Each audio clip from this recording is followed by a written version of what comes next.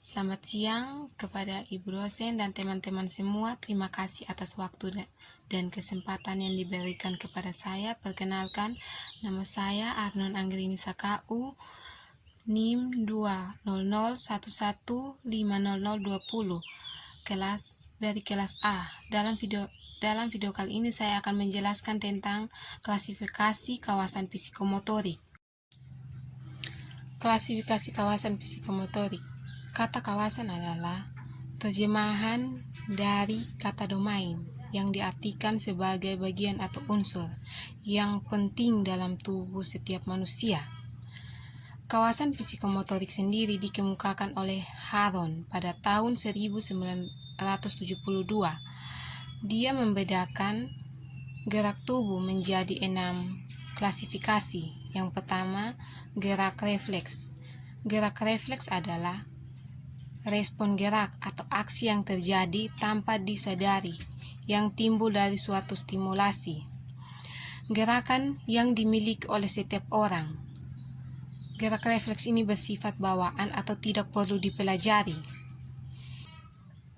Bersifat proreguste, artinya tanpa memiliki kemampuan gerak refleks, kemampuan tubuh tidak dapat berkembang. Memberikan kemampuan berkembang gerak refleks itu seperti berjalan, berlari, meloncat, dan sebagainya. Yang kedua, gerakan dasar fundamental. Gerak dasar fundamental itu adalah gerakan dasar yang berkembang sejalan dengan pertumbuhan tubuh dan tingkat kematangan pada anak-anak. Gerakan fundamental dilakukan oleh seseorang pada masa bayi dan sebagian pada masa anak-anak, dapat disempurnakan pada masa-masa sesudah proses latihan. Gerakan fundamental dapat dibagi menjadi 3 kelompok gerak. Yang pertama, gerak lokomotor. Yang kedua, gerak non-lokomotor. Yang ketiga, gerak manipulasi. Gerak lokomotor adalah perpindahan dari satu tempat ke tempat lainnya, misalnya berjalan, berlari, melompat, dan lain sebagainya. Yang kedua, gerak non-lokomotor adalah gerak poros atau persendian tubuh, misalnya melekukan lengan, membungkuk, dan lain sebagainya. 3. Gerak manipulasi. Gerak manipulasi atau manipulasi objek tertentu dengan menggunakan tangan, kaki, dan bagian tubuh lainnya, misalnya menggiring bola, memukul bola, dan lain sebagainya. 3. Kemampuan perspektual. Kemampuan perspektual adalah untuk menginterpretasikan stimulasi yang ditangkap oleh indera. Menggunakan kemampuan perspektual ini, orang akan mengerti dan mengetahui apa yang sedang terjadi di sekitarnya. Misalnya, seorang yang sedang bermain bola, dia akan melihat bola tersebut menuju kemana, dan dia akan melihat dan mengejar bola tersebut. Itu dalam kemampuan penglihatan. Kemampuan perspektual ini juga erat berhubungannya dengan gerakan tubuh. Ada lima macam gerakan tubuh, seperti A. Perbedaan rasa atau kinestetik. Kinestetik adalah kemampuan untuk menginterpretasi rasa, posisi, dan gerakan tubuh tertentu. Gerakan kinestetik, dia menggunakan gerakan kinestetik, dia akan merasa posisi atau gerakan tubuh yang dia lakukan dari pola-pola gerak, keterampilan olahraga. Dengan dengan kemampuan ini, orang akan merasakan gerakan yang benar dan salah, dan dia akan menghindari gerakan-gerakan yang salah. Jika gerakan yang dia lakukan itu salah, maka dia akan menghindarinya. B. Perbedaan penglihatan atau visual. Visual adalah menginterpretasi stimulasi yang ditangkap oleh mata untuk dapat mengerti tentang apa yang dilihat. Kemampuan visual berguna dalam olahraga, seperti yang perbedaan visual sangat berguna dalam dunia olahraga. Misalnya, saat dalam permainan sepak bola, dia akan melihat bola tersebut, arah datangnya bola, dan kecepatan bola tersebut. Jadi, memungkinkan pemain dapat mengantisipasi gerakan tertentu untuk memainkan bola tersebut. C. Perbedaan pendengaran atau auditory adalah menginterpretasikan stimulasi yang ditangkap oleh pendengaran untuk dapat mengerti atau mengetahui apa yang sedang terjadi di sekitarnya. Misalnya, dia mendengar bunyi aba-aba, fluid, suara wasit, atau juri. Contoh dalam permainan sepak bola, seorang yang menggiring bola mendengar ada lawan yang mengejarnya, maka dia akan waspada dan menjaga bola agar lawan tidak merebut bola tersebut. D. Perbedaan peraba atau taktik. Perbedaan taktik adalah kemampuan menginterpretasikan stimulasi yang ditangkap oleh indera peraba yang dapat mengetahui sesuatu yang diraba atau menyentuh kulitnya. Misalnya dalam permainan tenis meja, seorang yang merasa pegangannya licin, ia akan berusaha untuk mengeringkan telapak tangannya agar pemukulnya tidak lepas. E. Kemampuan koordinasi adalah memadukan, artinya mempersatukan ke dalam suatu pola gerakan tertentu. Misalnya dalam permainan sepak bola, seorang pemain yang menggiring bola mengkoordinasikan persepsinya mengenai rasa menggiring, penglihatan terhadap bola, menjaga bola dari lawan di belakangnya. Dia mengetahuinya dari sudut pandang pendengaran dan rasa sentuh kaki terhadap bola.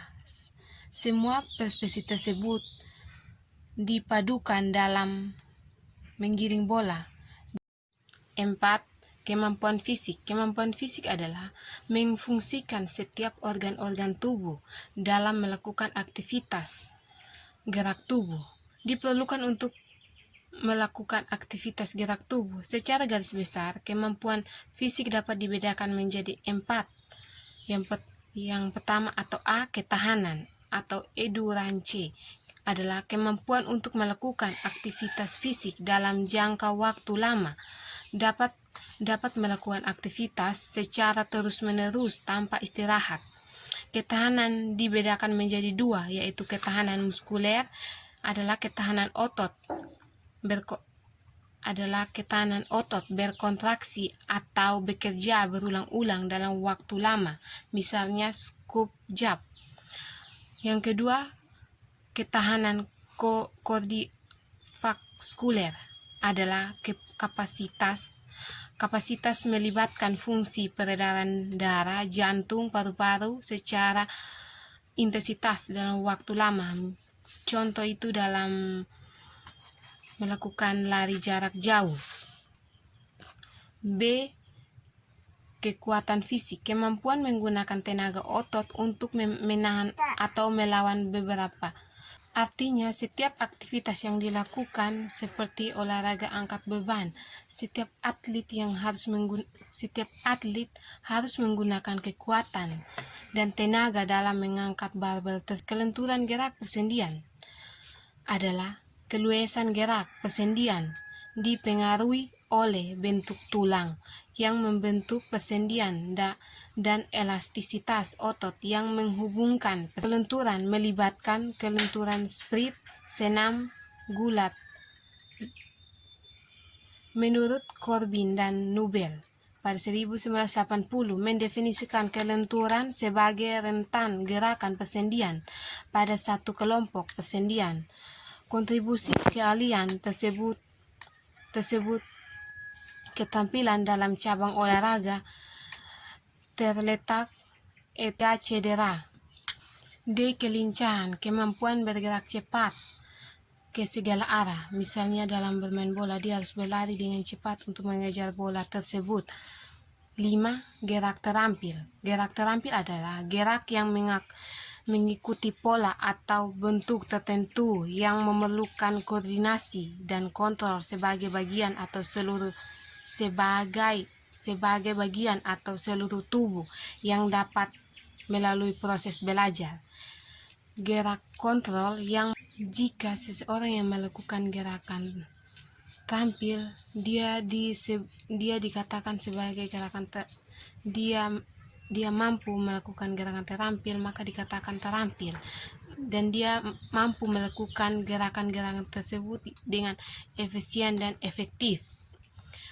Gerakan terampil dibedakan menjadi 3 macam. Yang pertama, ketampilan adaptif sederhana.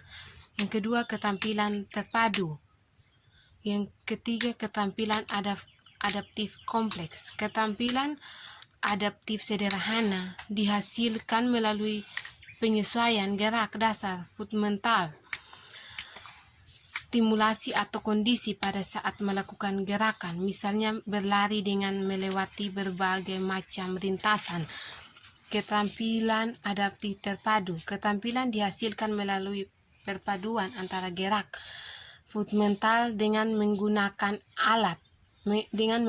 peralatan atau alat, misalnya memukul bola dengan menggunakan raket. Yang ketiga, gerakan ketampilan adaptif kompleks adalah memerlukan penguasaan bentuk gerak yang koordinasi tubuh kompleks, misalnya menendang bola ke dalam gawang, termasuk dalam gerak adaptif kompleks. 6. Komunikasi non-diskusif adalah komunikasi melalui perilaku gerak tubuh. Dapat dibagi menjadi beberapa macam. Yang pertama, A. Gerakan ekspresif adalah gerakan yang bertujuan mengomunikasikan suatu pesan, misalnya menganggukkan kepala, dia menyatakan dia setuju, misalnya melambaikan tangan, dia menyatakan itu perpisahan. B. Gerakan interpresif adalah menampilkan nilai keindahan dan mengandung makna tertentu.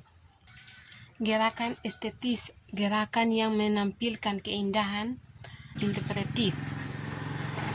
Tarian balet mengandung nilai estetis dan sekaligus mengandung makna yang tertentu yang ingin disampaikan melalui penampilan gerakan tersebut dalam melakukan tari balet. Inilah hasil penjelasan saya. Jika ada kesalahan dalam kata, saya minta maaf.